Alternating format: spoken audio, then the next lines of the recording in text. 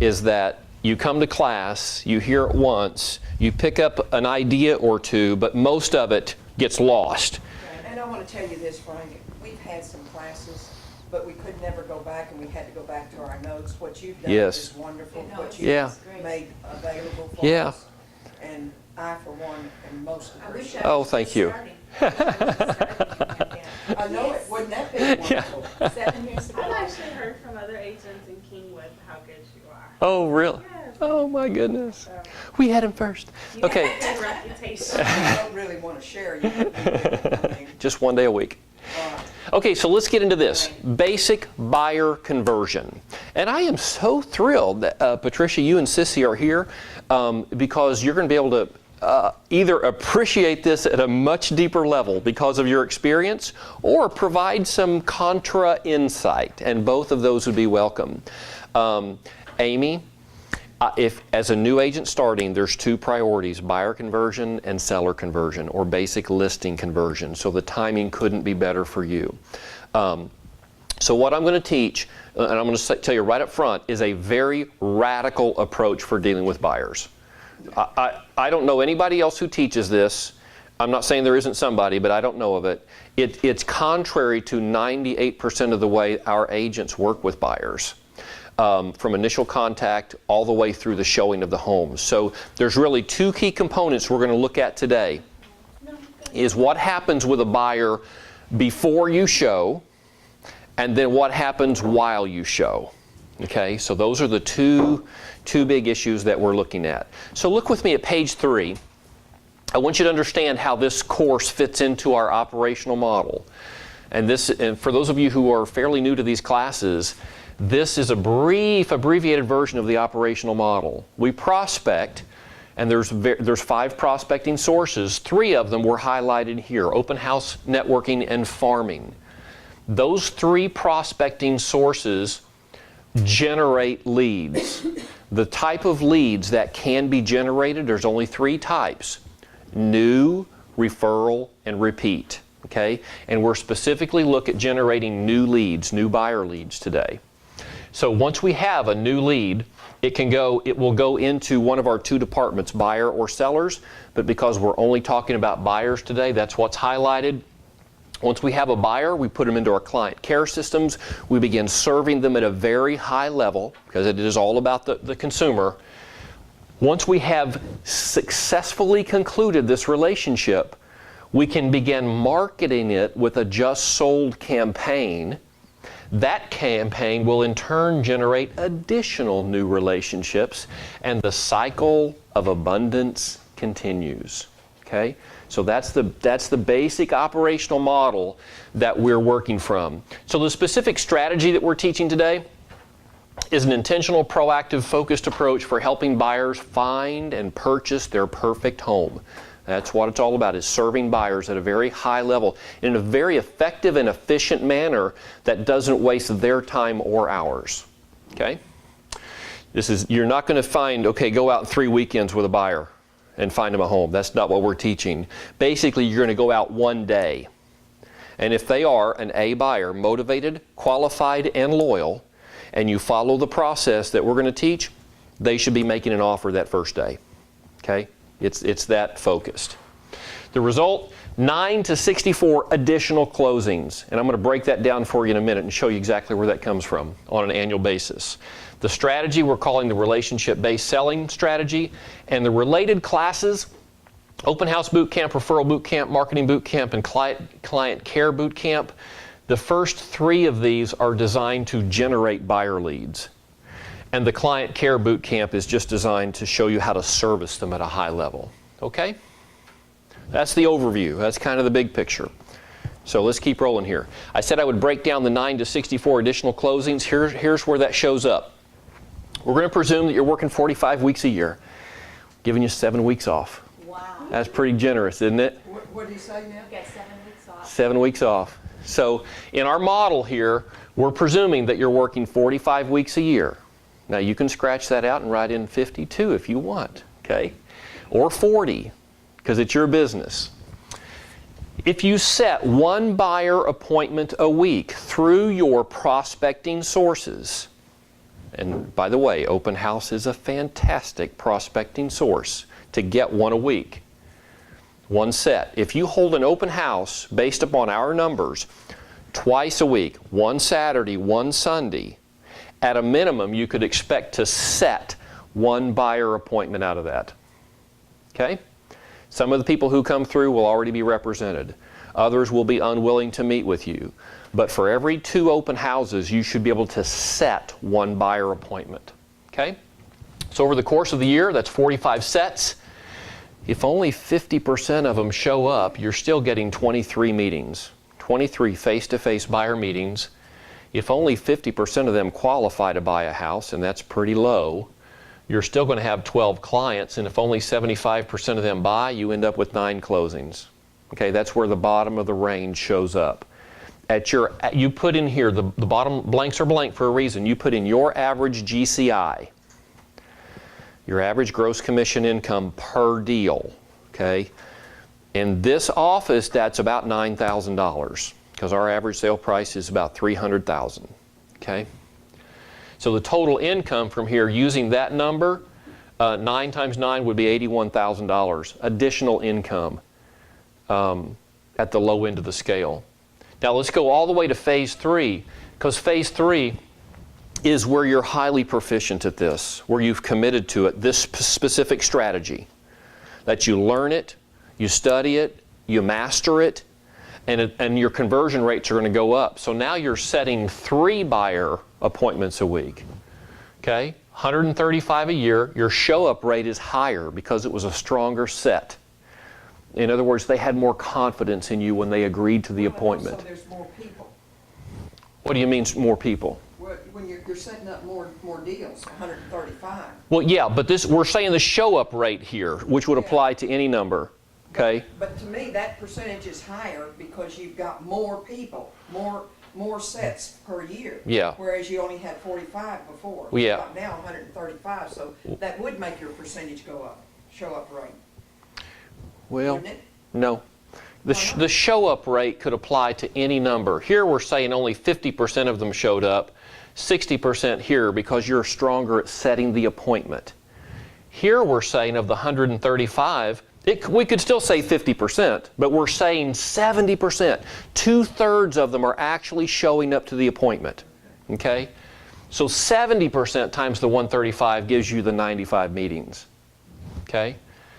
Now we're saying 70% qualify rather than 50%, and I think that's a much more accurate number. 67 clients to work with. Now 95% are buying as opposed to 75%. Okay? Again, because you've committed to mastery, your conversion skills are sharper. And if you're working with motivated, qualified, loyal buyers, what we describe as A buyers, then yes, 95% of them should buy. No doubt about it. Okay, so that's 64 closings times your average GCI. If we, again, use 9,000, you're looking at over $500,000 right there from just your buyer department. So there are huge financial consequences if you commit to mastery in a specific strategy. Now, this strategy is not lead generation. We're not going to show you in this class how to get the 3 sets per week. That's a lead generation issue. That's the open house boot camp. That's the farming boot camps. But we're going to presume you have a face-to-face contact with a buyer. You've generated the lead.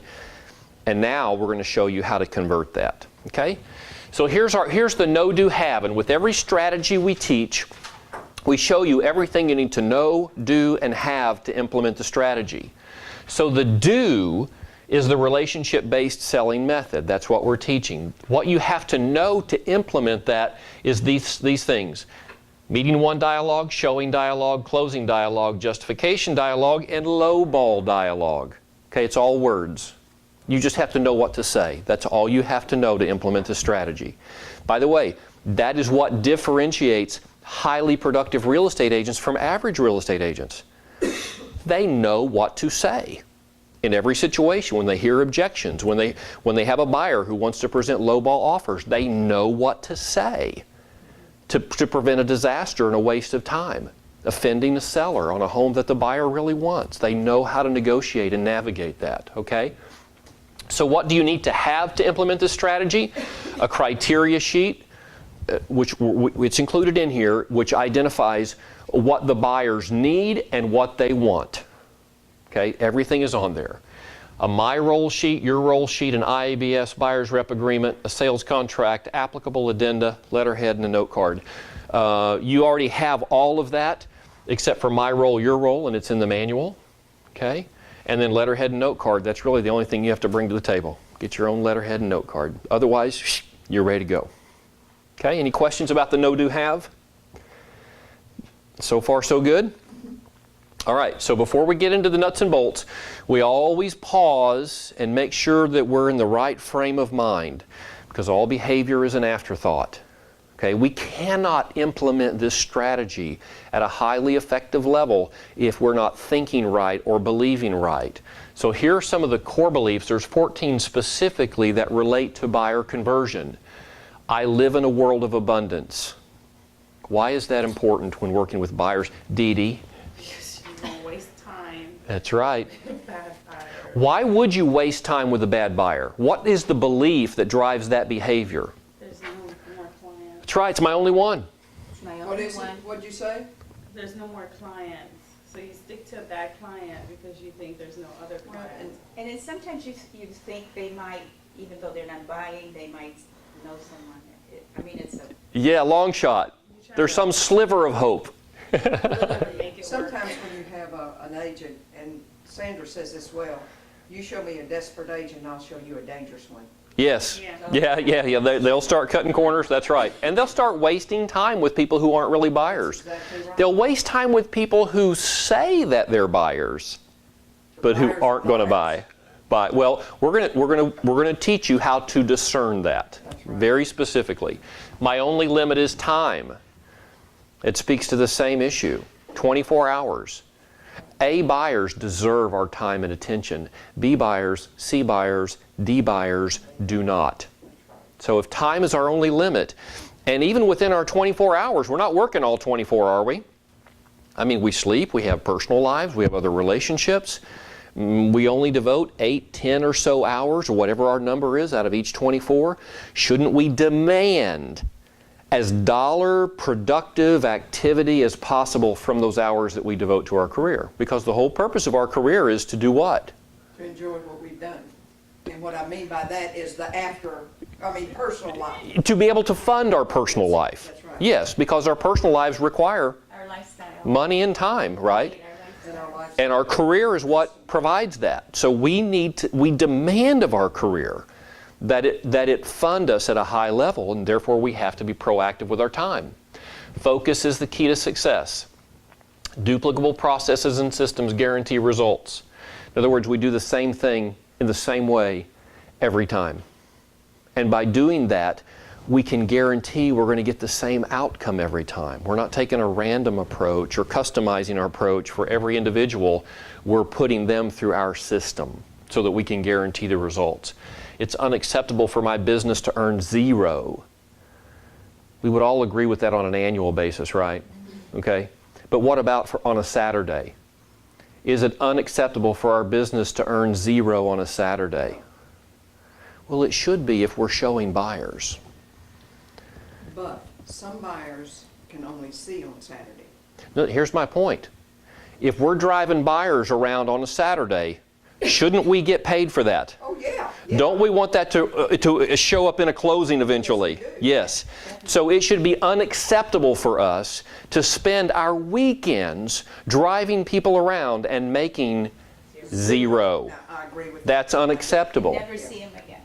Never see them again. So we demand, not just on an annual basis or a monthly basis, even on a daily basis, we demand on an hourly basis that we're making money, that we are engaged in dollar productive activity. Not $1 an hour. Okay? That's right. It's win-win or no deal. We're going to go deeper into that. I'll not convert 100% of the leads I do not generate. Okay? So our conversion rate is 0 on leads we don't generate. We got to have some people to work with, and then the conversion rates apply. People will trust and follow what I can logically and tangibly explain. We're going to get into some of that in the buyer conversation. It's unacceptable to leave the client's money on the table. And that means through our lack of knowledge or expertise, we cost our client money. That should be unacceptable. Okay? By working with a professional, their largest investment should be in the best hands possible, protected with us. Okay? And by following an intentional and proactive process with our buyers, we can ensure that they find their perfect home and they buy it at the right price. Okay? That's the point. Time reveals all. And let me explain that one because that may not be immediately obvious. If you put a buyer in your car and they say they're a buyer and they want to go buy 50 acres out in Conroe and you spend all weekend driving them around, maybe the next weekend too, and they don't buy, has time revealed that they're not a buyer? Yes. Yes. Time will ultimately reveal all. But that's a negative belief because we don't want time to be the revealer because that wastes time. We want to have a proactive system that is the revealer. So that's a default belief that we don't want to go to. We want our system to tell us whether or not they're a buyer, not the fact that we spent 3 weekends with them and they didn't buy. Okay? Motivated, qualified, and loyal people buy homes. That's all three. And those are the three criteria of what we describe as an A buyer. If there are only 2 of those, they're a B buyer. If there are only 1, they're a C buyer. If there are none, they're a D buyer. Delete, okay? Only A buyers get in our car. Okay, think about that for a moment, okay? If they're motivated and qualified, they're going to buy. They're motivated. They're qualified. They got their pre-qual letter. But they're not loyal to us, are we going to put them in our car? No way. We're going to have their loyalty to us certified in writing. Okay, I'm going to show you how to do that. Okay, what if they're qualified to buy and they're loyal to us? They're only going to buy with us, but they're not particularly motivated. Maybe they'll buy, maybe not. Maybe 6 months from now, maybe 2 years from now. Are they getting in our car? Oh, this is a gut check time. Well, what else am I doing? Let's go. Let's go. I'll probably ask them when they're ready, come back and see me. Okay, well, I'm going to give you the dialogue around that, but I agree with you, Sissy. Only motivated. I'm ready to buy now. If I find my desired property, my perfect home, I am ready to buy now. Okay? Then qualified, I have the capacity to buy. I've either got cash or I've got approval from a lender. And I'm loyal to you. When I find it, I'm buying it through you. Okay, so if they're all 3, they're an A buyer. Those are the only people who get in our car. Well, that's the problem these days. Yes. I mean, he's a big buyer. Yeah. But if he's looking for a certain thing, Yes. a certain builder. Yes. Okay, all right. You know? But he's been with me for years. Having a process reduces the risk that comes with buyers. Buyers are the biggest risk in our business, biggest risk to waste our time and gas and our money because it all goes together. Okay? Key belief, and again, this is gut check time. If they will not meet with me, they're not a buyer. That's right. If they won't meet, and I'm not talking about meet to show homes. That's right. Meet office. I mean meet right here. Right here. Come in and meet with me. I don't meet somebody at the house. If they won't do that, they're not a buyer. By the way, is that 100% true? No, it's not 100%, but it's 98%. Okay? Every once in a while you'll find an outlier, but you cannot build your business on 2% out there in the 2% hope. You just operate from that core belief. If they're not going to meet with me, they're not a buyer. I live in a world of abundance. If they're not going to meet with me, next. That's where I decided I'm going to change my mindset. It's a belief. That's right. I think you do waste a lot. You will not change your behavior until you change your mindset. So, I did a lot. yeah. At my beginning. Yeah. Negativeness, you cannot be in sales and be negative. Yes. Yes, that's right. Okay, last belief. A buyers deserve my immediate time and attention. And I cannot give A buyers my immediate time and attention if I'm driving around B buyers or C buyers, okay? So that's one reason I clear the deck of everybody who's not motivated, qualified, and loyal so I can give my time and attention to those who are, okay? You So, might lose them if you don't. You might lose Well, of course, because they deserve immediate time and attention. If you're not going to give it to them, somebody will. That's right. Okay, so because our only limit is time, we have to be extremely focused in working with buyers on the 7 vital, meaning they have to be done, buyer responsibilities.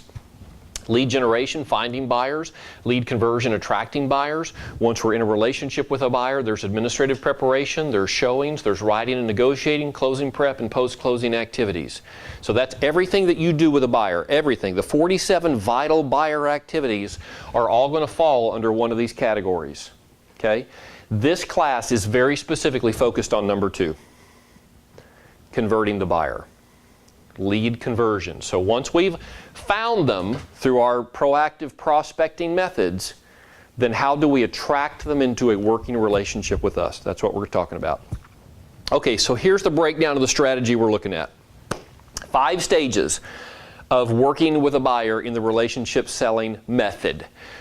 First of all, there's pre-conversation activities. We're going to go deeper on every one of these, but this is just the overview. Pre-conversation, we meet in the office. We move to the conference room, not the car, and we build rapport. Then, number 2, we start setting the tone with message 1, and I'm going to show you exactly what that is. Then, we deliver message 2, which is defining their perfect home. It's uncovering their needs, prioritizing their wants, verifying their motivation, and checking their financial ability. We're doing all this in the office. Then, we send message 3. In this conversation, which is on roles and expectations. We cover what we expect of them, what they expect of us. Okay, we make sure we're extremely clear on that because conflict only arises when expectations differ. Think about that. Okay? If everybody expects the same thing from the relationship, whatever level that relationship is, if the expectations are the same, then there will be no conflict. And then finally, post-conversation activities. So after we meet with them, then what happens? Okay, we've got some homework. They've got some homework. We're going to show homes that meet their criteria, and then we're going to close them to an informed and intelligent offer. Those are the 5 stages. Okay? So here's stage 1. Meet in the office. And you see right there at the top of the page, there's our negative belief again that time reveals all. We don't want to default to that belief. That's why we're asking them to meet with us in the office. So here's a little process. See if you relate to this, anybody who's worked with buyers. A Pavlovian realtor. The phone rings. It's a buyer. Let's go look. Come on, I'll meet you there. Elm Street? All right, I can be there in half an hour. How about it? I'll see you there. Pavlovian. You start salivating and this can be on property desk. It could be a sign call on one of your listings. It doesn't matter. It's like, oh, it's a buyer. Here we go. Okay, just a Pavlovian response. As opposed to a professionally skeptical consultant. Now follow this mindset. The phone rings. It's a potential buyer. It might be a buyer. I don't know. They say they're a buyer, but I'm professionally skeptical. Okay? Meaning they're going to have to prove to me behaviorally that they're a buyer. I'm not just going to take their word for it. Okay? I'm going to put them through a process that's going to reveal whether or not they're a buyer. And so then we get into the process. It's not let's go look. Let's get into the process. Okay? Again, I said this is a radically different approach. Okay? But it's highly dollar productive. It will save you from wasting time. Remember, take control. You are the professional. You are in charge of your life and your business. And ultimately, and we could follow down that chain of consequences, your destiny is ultimately shaped by the smallest of decisions on the front end. And this is one of them right here, about who are you going to get into a relationship with. So it's really critical that you have a process for determining who you're going to get in a relationship with. You don't just let them determine it by calling you. Okay? So here we go. So whether you meet somebody at an open house, or they call on a property, or they call on property desk, you're going to answer their questions very professionally if they're calling with specific inquiries, and then you follow up with this. Are you currently in the market for a new home? Okay? Now that seems very obvious, doesn't it? They show up at an open house. They say, hey, how much is this? What's the square footage? You answer all their questions, but then follow up. Hey, are you in the market for a new home? Not everybody who attends an open house is. Sometimes they're nosy neighbors, right? Sometimes they're looking for decorating ideas. Does this happen? Have we done this ourselves? Of course, okay?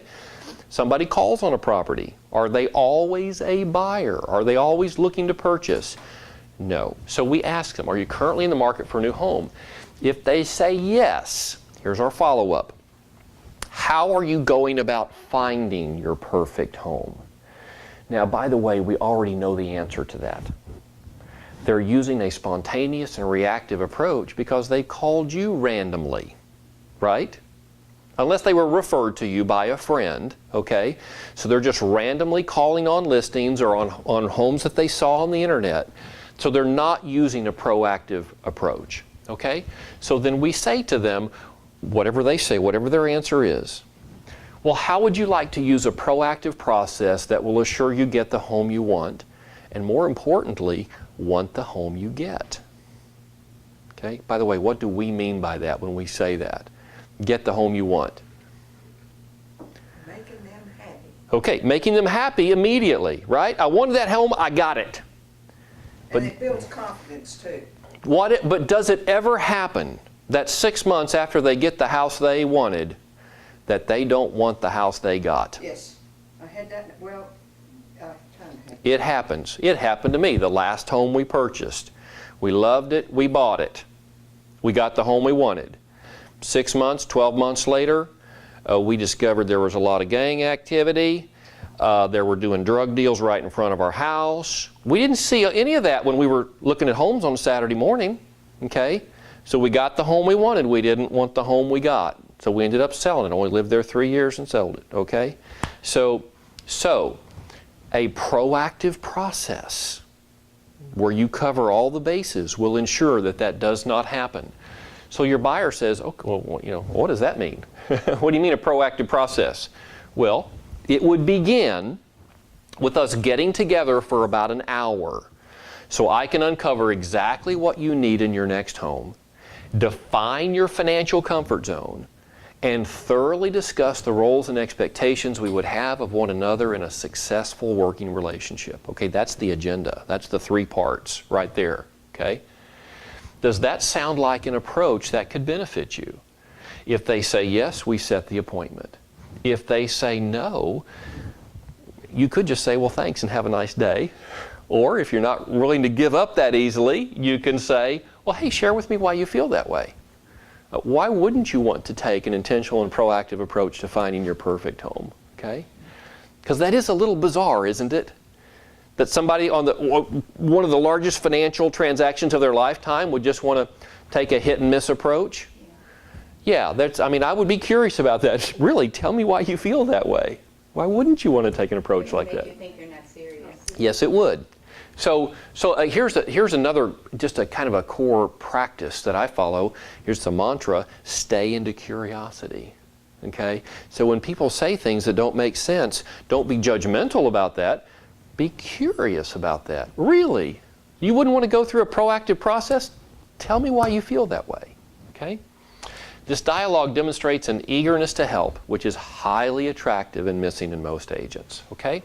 Now, sometimes, in fact, very frequently, people who just call in or show up at an open house will push back on that dialogue. Okay? They're not going to be willing to schedule an appointment with you. So this is just a little bit deeper on this. Okay? They might say, well, can't you just email me the information? You know, don't you have access to that MLS thing? Send me some houses. Okay? Here's your follow-up. Well, don't you see benefit in us getting together? Well, nobody else has ever asked me to do this. Well, and here's your dialogue. Exactly. Of course. Understand that I'm a real estate consultant and I'm extremely serious about what I do. I don't do this part-time. I run a business, and I'm not just in the business of showing houses, I'm in the business of satisfying needs. Okay?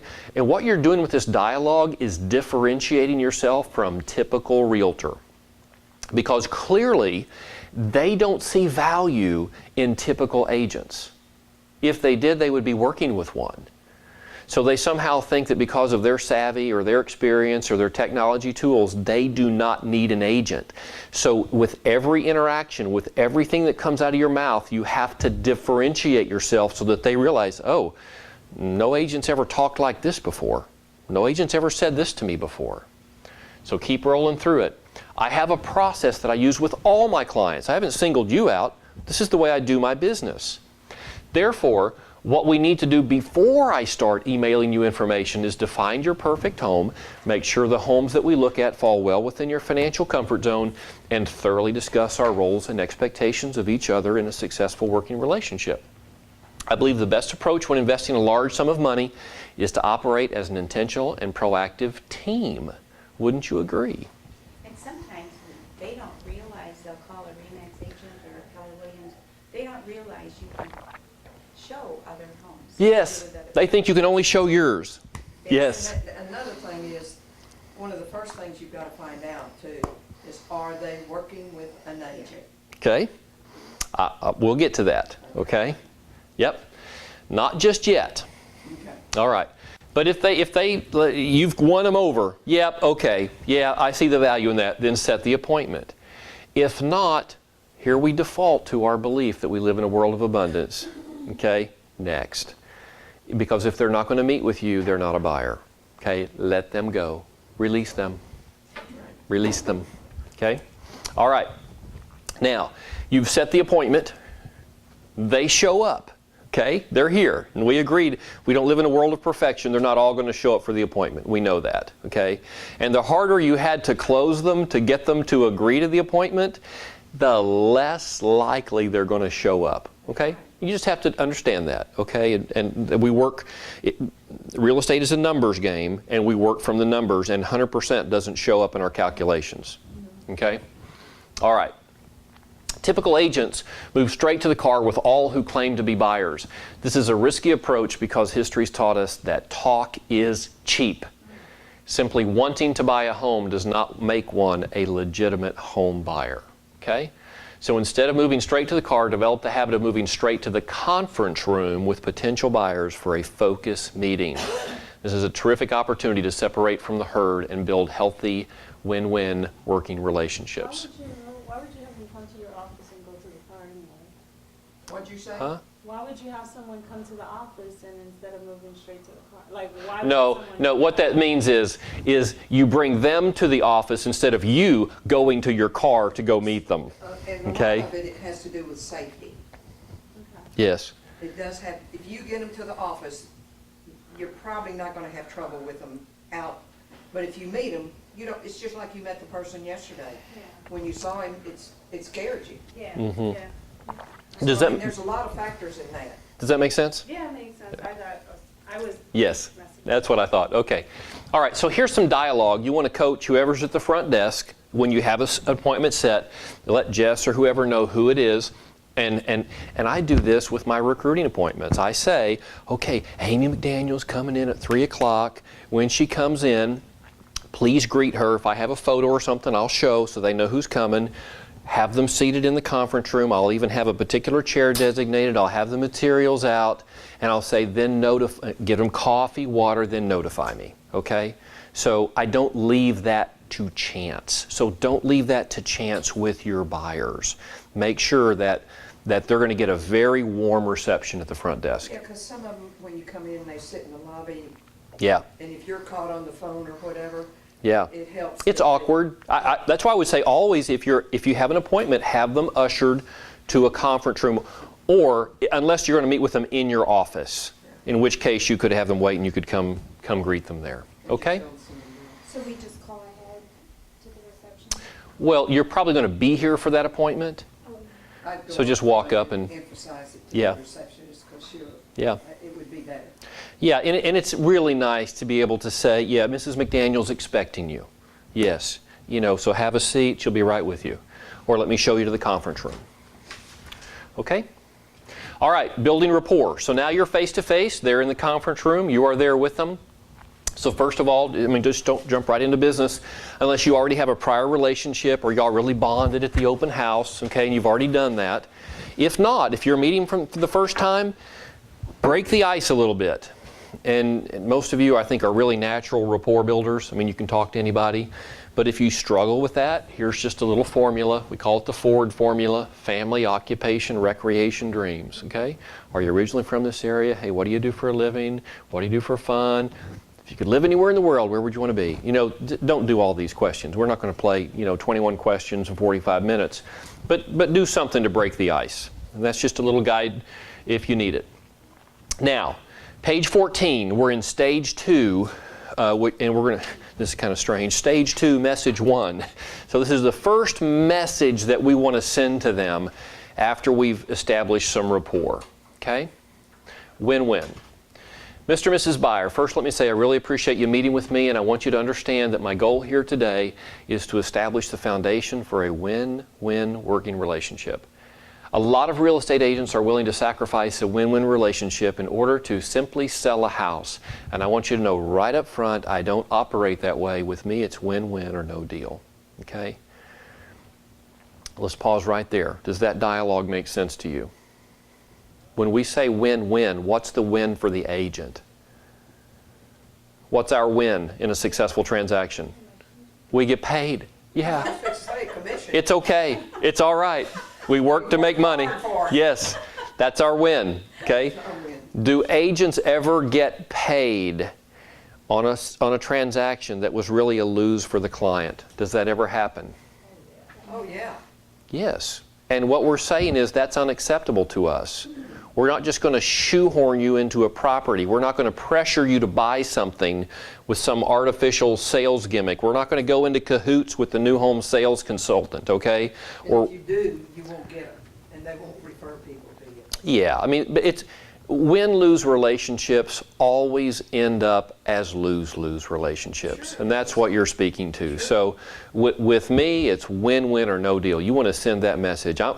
Yes, I'm going to get paid out of this deal. However, we're going to make sure that you get the home you want, and more importantly, you want the home you get.